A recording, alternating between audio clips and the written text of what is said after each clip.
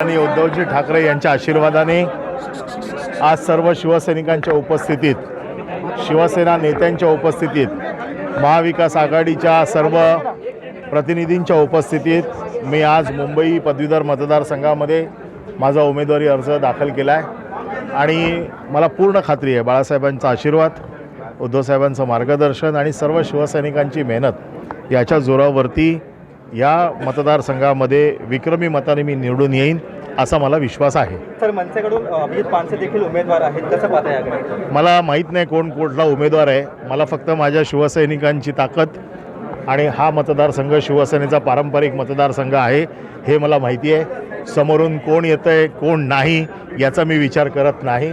मी माझी निवडणूक माझ्या ताकदीवर, माझ्या पक्षाच्या ताकदीवरती लढतो. लोकसभेचा काय परिणाम होऊ शकतो? लोकसभेची निवडणूक ही जनरल असते. ही निवडणूक नोंदणीकृत मतदारांची असते. याच्यात नोंदणीकृत मतदार शिवसेनेने भरपूर मोठ्या प्रमाणात केलेले आहेत. त्यामुळे या मतदारसंघाचा लोकसभेच्या निवडणुकीशी तसा काही संबंध नाही. परंतु उद्या आम्ही जिंकणार आहोत आणि त्याच्यामुळे पुढच्या निवडणुकीला आनंद द्विगुणित झालेला असेल. आज आपण बघितलं, आज सगळे महाविकास आघाडीचे प्रतिनिधी हजर होते. त्याच्यामुळे महाविकास आघाडी तेवढ्याच ताकदीने लढेल असा आमचा विश्वास आहे. धन्यवाद.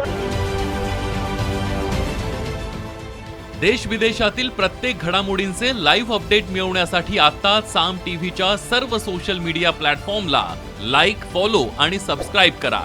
तसंच सर्व नोटिफिकेशनसाठी बेल आयकॉन प्रेस करायला विसरू नका.